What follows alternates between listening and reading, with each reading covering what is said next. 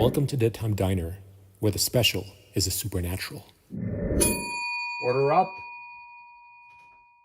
I'm your host, Christopher Allen Brewer.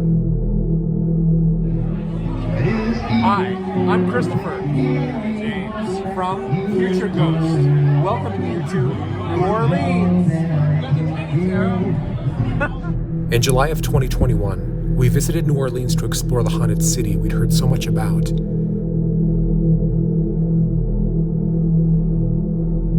It was a beautiful place with a lot of history and culture. The people there were very proud of their neighborhood, and everyone had a story to tell.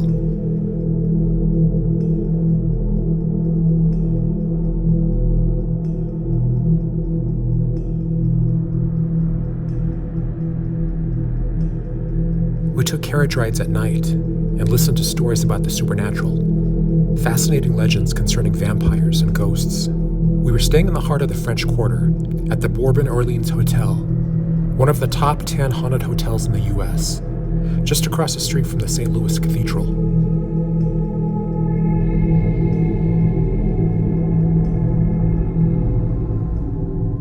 When it opened in 1819, the Orleans Theater and Ballroom became the destination for European operas and entertainment for Creole society in New Orleans.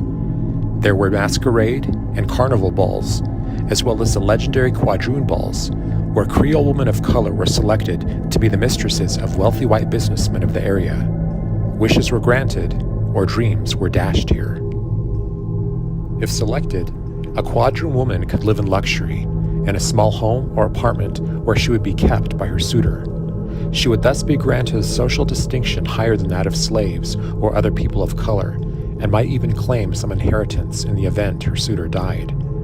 During the Haitian Revolution, thousands of Haitian women fled to New Orleans, almost doubling the population, many eventually vying for their chance to be picked up as a mistress in the Orleans ballroom. They all wore scarves about their head as a sign of segregation, but also distinction. In 1866, a fire ravaged New Orleans, which claimed the theater but left the ballroom intact. By 1881, the Sisters of the Holy Family claimed the building as a school, orphanage, and convent, which operated for 83 years. Afterward, the building became a hotel, and the original ballroom was opened back up for special events. It was around this time that hotel guests began reporting that they were hearing the laughter of children where none were present, or lights turning on and off in their rooms. And hotel staff would secretly whisper about the sound of parties happening in the ballroom when no one was in there, or the chandeliers that swung without the aid of a breeze.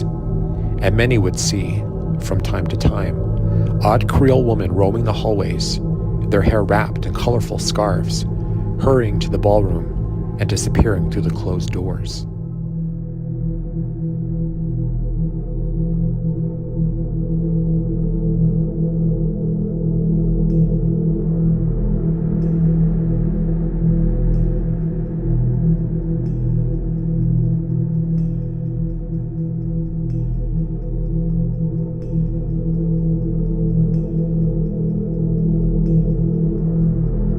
Late in the evening, we'd explore this room, watching and listening for any paranormal activity.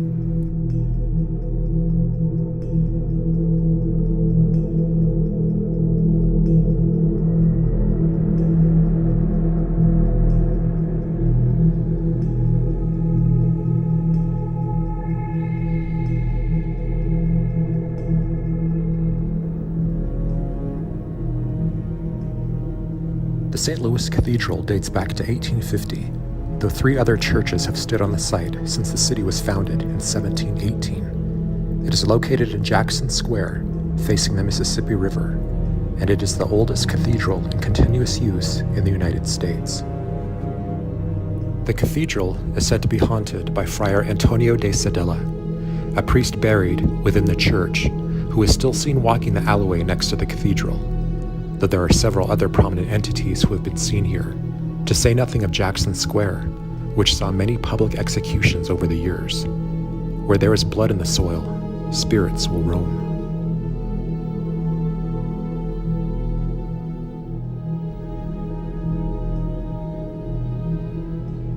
In one such grisly example, people were drawn and quartered, in which all of their limbs were tied to horses, which ran in opposing directions, tearing them apart.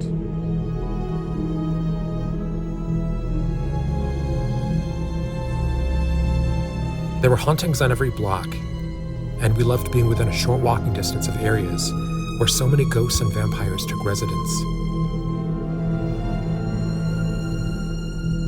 One of the places we held a private investigation was at the Rampart Street murder house.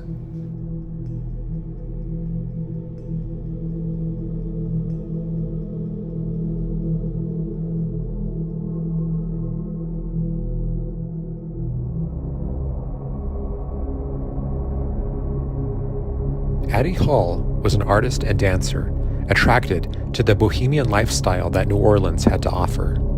She took a job as a bartender at the Spotted Cat. It was here where she met another bartender, Zach Bowen. It was a match made in hell. Addie suffered from a severe bipolar disorder, while Zach suffered from insistent PTSD. Their tumultuous relationship was fraught with violent fights, further fueled by alcohol and drugs. During one such fight at their apartment on Rampart Street, around 1 a.m. on October 2006, Zach strangled Addie to death. He fell asleep next to her corpse, which he then later defiled in a drunken stupor, then went to work the next morning as if nothing had happened. Over the following days, Zach would cut up Addie's body with a hacksaw in their bathtub, using the pieces for cooking and storing the rest in their fridge. But the madness didn't stop there. Zach gave Addie a haircut and placed her head inside a pot on the stove. Her hands and feet went into another pot on the back burner. Her legs and arms went into a roasting pan in the oven, and her torso was put in the fridge. Addie's friends and family began to ask Zach where she was. He told them she moved back to North Carolina after a fight they had. Used to hearing about such explosive fights, everyone believed him.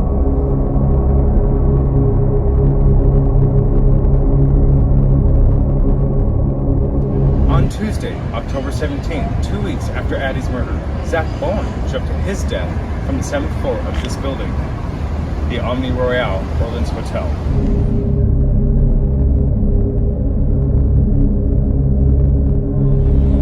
Police would later discover, in the apartment he shared with Addie, messages he had spray painted on the walls, which read, "I love her. I'm a total failure," and "Look in the oven."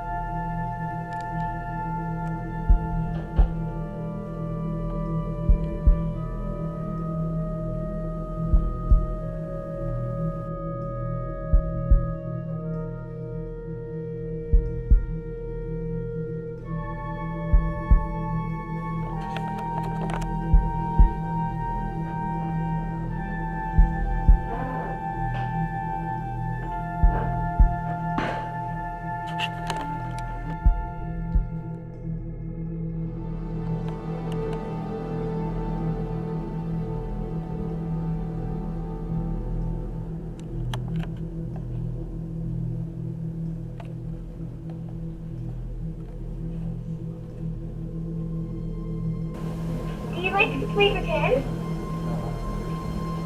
Hello?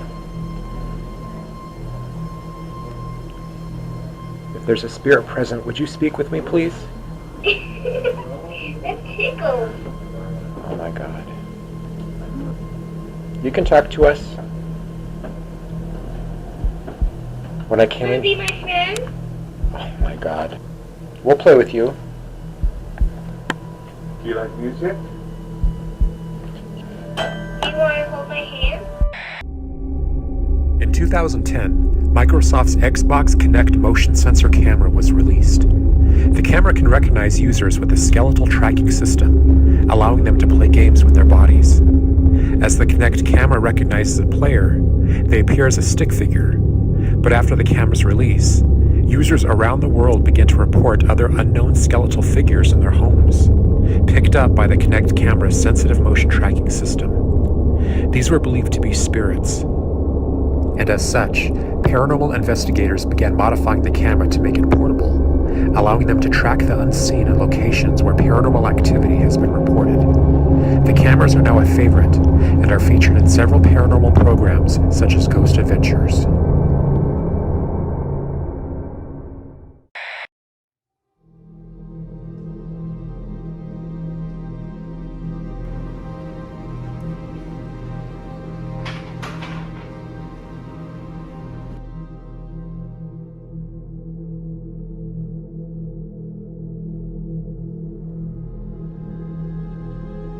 Out if it can model that over your body.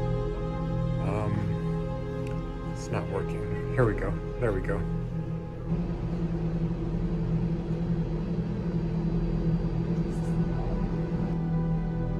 Can one of you kids stand next to James, please? Can we see what you look like? Don't be shy.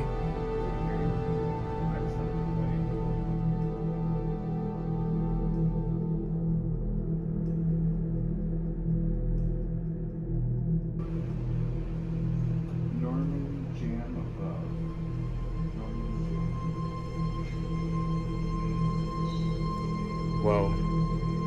Is he bad?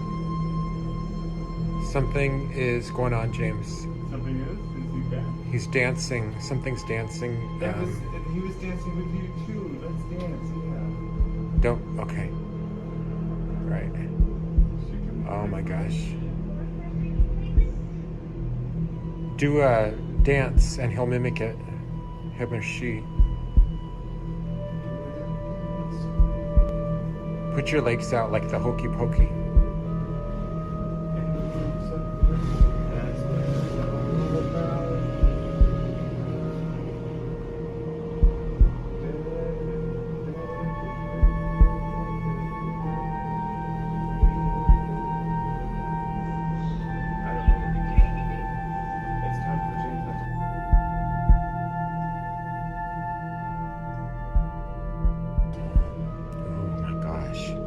So there's somebody standing right there. Yeah, he was doing something to get the spirit to mimic what he was doing.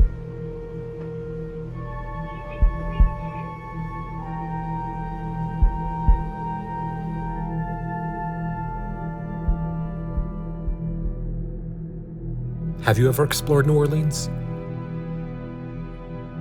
Ever witnessed any haunted happenings there?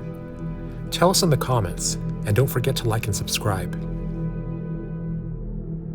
My upcoming book is titled Dreamtime Architecture, A Lakota's Journey Across the Midnight Frontier, and will be released in April of this year. I'll be closing down the diner as I finish writing it, but I'll be back in the spring with more adventures from the astral realm. Thank you for watching.